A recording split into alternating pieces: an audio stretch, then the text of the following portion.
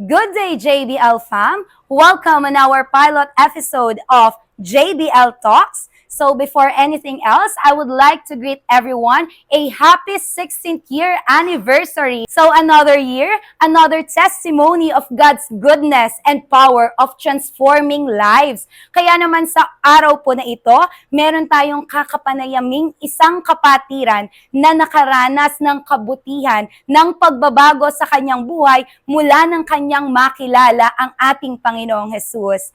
Kaya naman, sabay-sabay po nating pakinggan ang napakagandang testimony sa buhay ng ating one of our sisters in Christ. Sabay-sabay nating i-welcome ang ating kapatiran, Sister Rosalie Baik.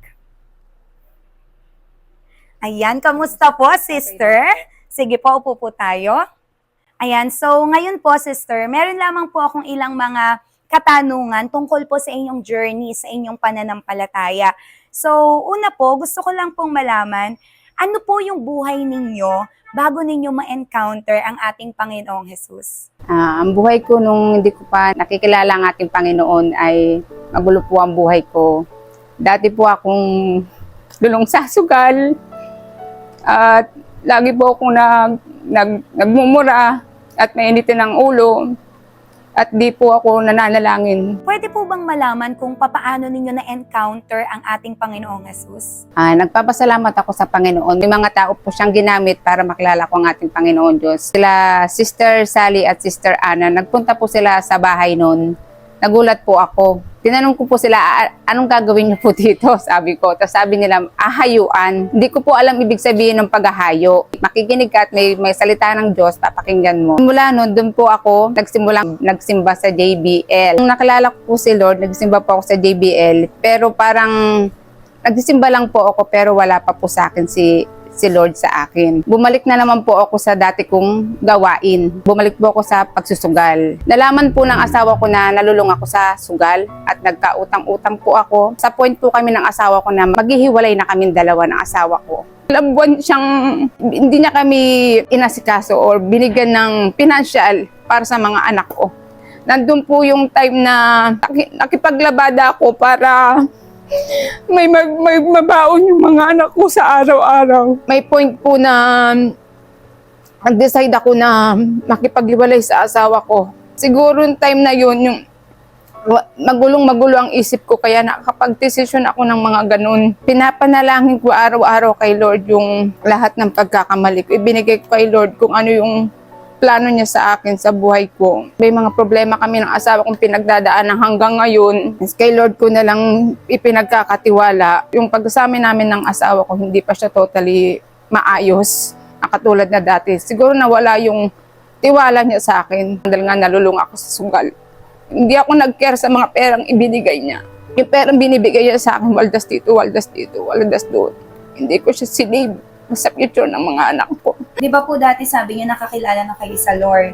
Tapos po nung nakakilala kayo, bumalik kayo ulit doon sa dati niyong ginagawa, nalulong kayo sa sugal, hanggang sa parang mas naging mahirap yung sitwasyon niyo, naapektuhan pati yung pamilya niyo, pagsasama niyo ng asawa niyo. Ngayon po, nung nandun kayo sa sitwasyon niyo na ngayon ng buhay niyo, na sobrang hirap na, sobrang masakit na, paano po kayo kinatagpo ulit ng Panginoon? Paano po kayo nakabalik sa Kanya? Bali, nag-akayat po sa akin sa ibang church. Nagsisimba po ako doon every Sunday, pero kahit nagsisimba po ako doon sa ibang church, parang may kulang po sa akin. Parang may hinahanap po yung sarili ko na hindi ko maipaliwanag. Noong June 7, ang gabi, nag-alarm ako ng 6 o'clock, kadalasan 8 o'clock kasi 9 yung church namin doon sa kabila. Ang aga ko pong nagising. Sabi ko, gusto ko magsimba sa JBL. Di pa siya nag-alarm pero ang aga ko nang nagising, magsi-6 pa lang nagising na ako. Parang may nag-uudyok sa akin na sa JBL ako mag-charge. Hindi ko maipaliwanag sa sarili ko kung ano yung nararamdaman ko. Pero alam ko si Lord yung ang nag-uudyok sa akin na magsimba at bumalik sa Kanya. Pagtungtong pa lang ng pa ako sa may gate ng JBL, may galak na akong naramdaman. Sabi ko, eto po ba yung hinahanap ko na hindi ko maramdaman sa kabila. Kung saan mo unang nakilala ang Panginoon, ibabalik at ibabalik ka niya kung saan ka unang nahubog na. Simula po noong nakilala nyo, na-encounter ninyo ang ating Panginoong Jesus, pwede po mang ibahagi ninyo kung ano na yung mga naging pagbabago sa buhay ninyo. Ano po yung kaibahan ng buhay ninyo noon sa buhay ninyo ngayon na kayo ay nasa ating Panginoon na? Pagdadasal namin ng mga anak ko bago kumain, na never kong ginagawa nung bata ako ngayon, tinuturo ko sa mga anak ko. Bago kami matulog, nag-worship muna kami. At nagdadasal kay Lord, nagpapasalamat. Minsan nga po, yung anak ko pangmunso yung sa akin na, mama, bago tayo mag-pray, mag-worship muna tayo, di ba? At saka yung dati na paggising ko sa umaga, cellphone yung hawak ko para magsugal. Ngayon paggising ko sa umaga, Bible na yung hawak ko para magbasa ng salita ng Diyos. Tsaka nagkaroon ako ng self-control sa sarili ko. Yung dating konting lang mainit na ulo ko, ngayon nagkakaroon ako ng patience sa sarili ko. Pagdating naman po sa paglilingkod ninyo sa ating Panginoon, sa tingin po ninyo, saang ministry kayo tinatawag ng Lord? Puro yung sa maghanap ako ng mga kaluluwa, ipahayag yung salita ng Diyos sa kanila upang makilala nila ng lubusan ng ating Panginoon. Kapag wala si Lord sa buhay natin, hindi maging payapa ang buhay natin. Pwede po ba kayong tumingin ngayon sa camera at ipakilala sino na ngayon si Rosalie Baik? Ako si Rosalie Baik, dati ang buhay ay ligaw, ngayon kay Kristo ay buhay.